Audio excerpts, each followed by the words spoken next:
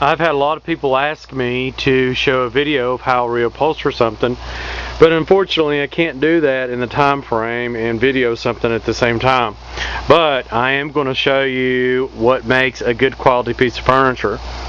This piece of furniture here I was able to run across downtown here in Bristol, and I told a good dealer and friend about the piece of furniture, and after some negotiations they were able to purchase it, and they have sent it to me to reupholster restore. This piece, they had originally thought that it was Empire, and it is not Empire in any form. It does have some Empire lines to it, but most Empire furniture is veneered and has a totally different time period than this one. This is a much more substantial, much more quality piece of furniture other than Empire.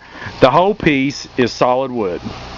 And what I mean by solid wood is the same family of wood. It is all mahogany. It is not does not have any secondary wood whatsoever.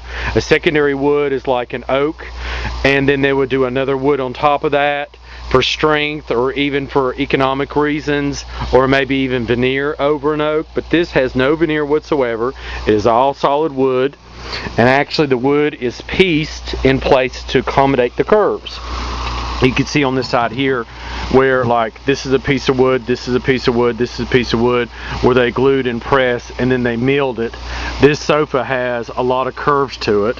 There's a curve all the way along the side and the back, and then the front has a slight serpentine curve to it along the front and then to the side.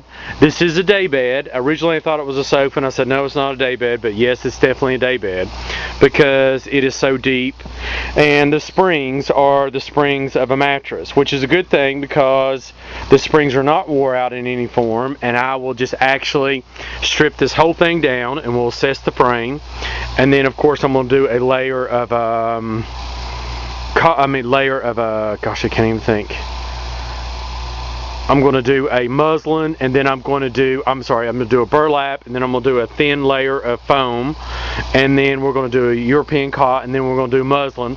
Then I'm going to upholster on top of that. We still are going to keep this flat back that's on this day bed along the back, but we're going to do a series of pillows to make it seem more sofa-like, which is definitely how it's going to be marketed. We're going to do a round neck row pillow, pulled to a pleat, button on the end on both sides.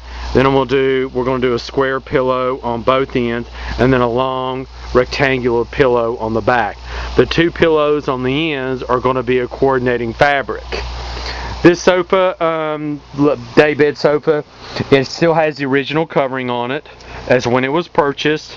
Of course, it's burlap, hay, and coconut husk, cotton, and then of course the original fabric. It is all tacked out. There's no staples. It is much more later than staples, and actually they use horsehair in earlier pieces of furniture. Horsehair actually gives an absolutely great finished product. If you use a series of horsehair, bat it down, and do a layer of cotton, and then do a muslin, it gives an absolutely perfect, wonderful finish. Of course, I'm going to remove all the pleats out of this. It's going to be a smooth, solid, and it's going to be beautiful. I mean, it really is. And I'm going to do a finish stretch on it. It's not a refinish. I'm just going to clean up where the scratches and stuff are, which is very minimal. And then I'm going to do a stretch over the whole thing, which you're like manipulating the existing finish. Then I'll clean it up, and then I'll wax it, and it'll be good to upholster.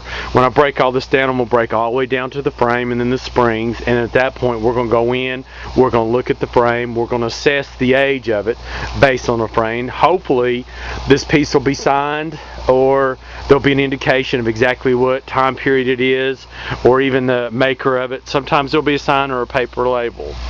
The upholstery fabric that we're going to put on it is this right here. It is a very, very good quality cut velvet over top of a linen type woven base. This was not purchased locally. It is not as shiny as it's shown on the video. It's probably Italian, and it's very, very, very indicative of the time period. Piece of furniture is on casters. Casters are hidden up on side here. Of course, the casters in the back are seen. but it does move around quite freely, and it's a very, very good quality piece of furniture.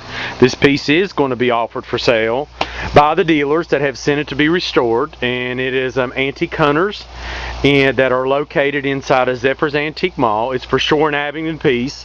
When you take some to Abingdon, you have to deliver, and this piece of furniture will not be inexpensive when it's done, because it's going to have a lot of work in it and a lot of restoration process, and it's actually a very good high quality piece of furniture, one that's not very common in the area.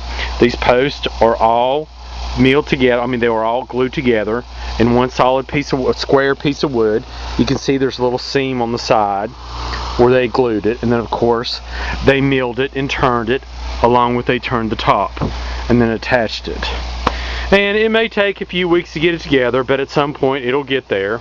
I'm not going to work solely on this piece because I'm going to have to take periodic breaks to let finishes dry, solvents, break down the finish, clean it up, and so forth like that. But I think it'll be an absolutely beautiful piece when it's said and done, and it's going to be a great example of before and after my work.